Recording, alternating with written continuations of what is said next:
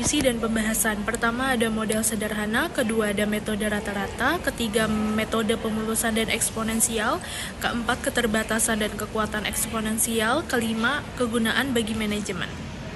Selanjutnya ada model sederhana. Model sederhana dalam peramalan adalah model yang menggunakan rumus atau pendekatan yang mudah, tanpa melibatkan perhitungan statistik yang kompleks, cocok digunakan untuk kebutuhan peramalan jangka pendek atau dalam kondisi minim data.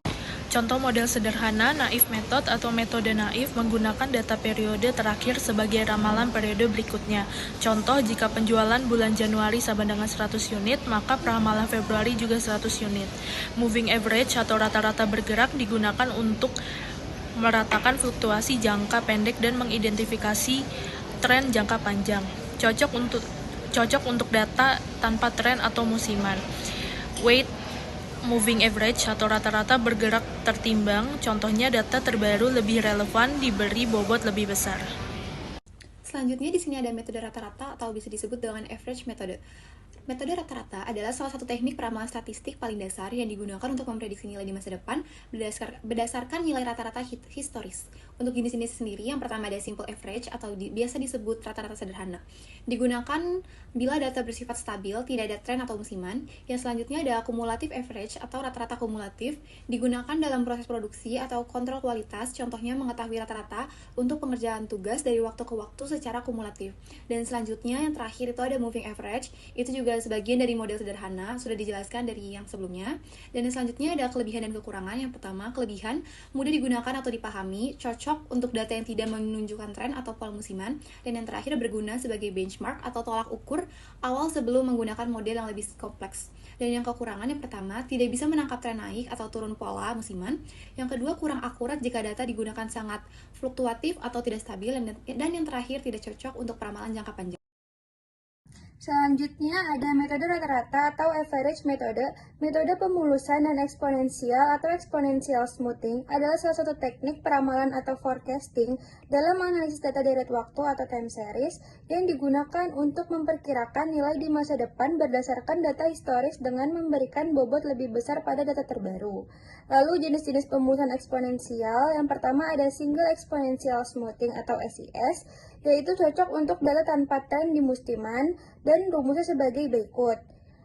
Lalu yang kedua, double exponential smoothing, yaitu digunakan untuk data yang memiliki tren, lalu menyertakan faktor tren dalam perhitungan selain level data. Lalu yang ketiga ada triple exponential smoothing atau hot winters, yaitu cocok untuk data dengan tren dan musiman, lalu digunakan untuk memperpanjang peramalan jangka panjang yang mempertimbangkan fluktuasi musiman. Selanjutnya, saya akan membacakan kekuatan atau kelebihan metode pemulusan eksponensial. Yang pertama itu mudah diterapkan dan dipahami. Yang kedua, responsif terhadap perubahan terbaru dalam data. Yang ketiga, memiliki varian yang cocok untuk berbagai jenis pola data, yaitu datar, tren, musiman. Selanjutnya, ada keterbatasan atau kekurangan metode pemulusan eksponensial. Yang pertama itu kurang akurat untuk data dengan fluktuasi ekstrim atau kejadian tak terduga.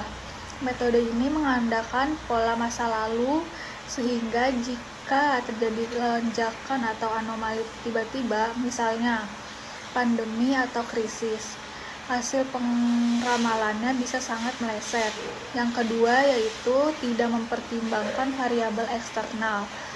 Pemulusan eksponensial hanya berdasarkan data historis dan tidak memperhitungkan faktor luar seperti promosi, perubahan pasar, atau kebijakan pemerintah.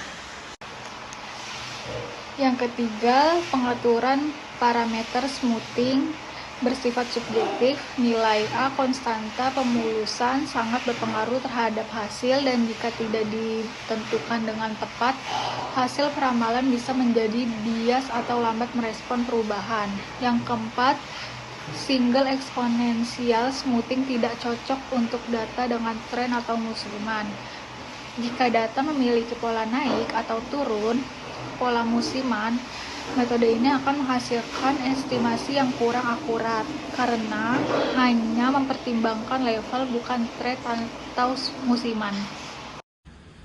Selanjutnya ada kegunaan bagi manajemen. Yang pertama itu mendukung pengembalian keputusan yang lebih cepat dan tepat, yaitu hasil peramalan dapat digunakan sebagai dasar dalam menentukan kebijakan produksi, penjualan, pengadaan, dan distribusi.